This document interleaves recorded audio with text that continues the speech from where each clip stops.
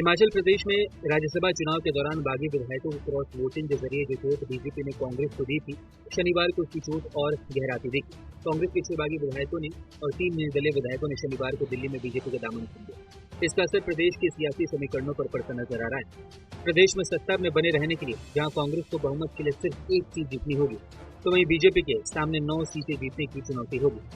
जहां एक तरफ कांग्रेस को अपने द्वारा खोई हुई सीटों को ज्यादा से ज्यादा निकालने की चुनौती होगी, तो वहीं बीजेपी के लिए खेमे में आए विधायकों वाली सीटों को फतह करना नाम का सवाल होगा। एक तरफ जहां यह तुक्कू की अग्नि परीक्षा है कि वह इस बड़े झटके के बाद आगामी लोकसभा चुनाव व असेंबली उपचुनाव में कांग्रेस की झोली में कितनी सीटें डाल पाते हैं।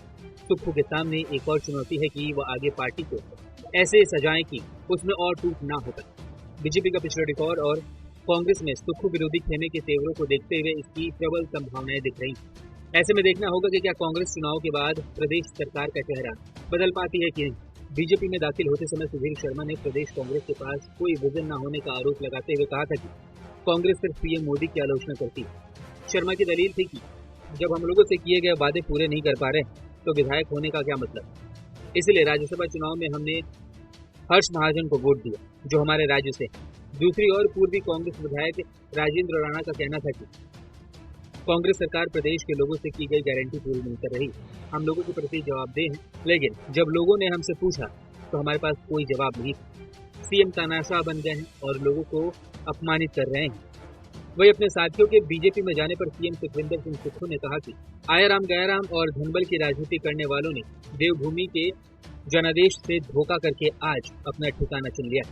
आज वे उनके साथ बैठे हैं जिन्होंने देवभूमि के आदर्श और मूल्यों को अपनी बेईमानी और खरीद फरोख्त वाली राजनीति से कुचला है। लेकिन लोकतंत्र में जनता जनार्दन, पैसों के लिए अपना ईमान बेचने वाले जनता का प्यार और समर्थन पैसों से नहीं खरीद सकते। जनता जवाब देगी।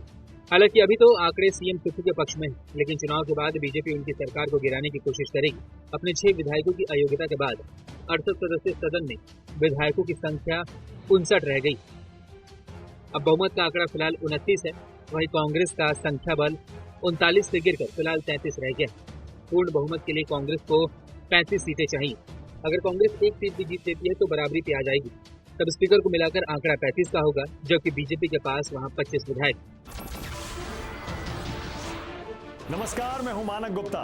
अगर आपको हमारा ये वीडियो पसंद आया हो तो इसे लाइक और शेयर जरूर करें, और हाँ, हमें सब्सक्राइब और फॉलो करना ना भूलें ताकि आप देश और दुनिया की कोई खबर मिस ना करें।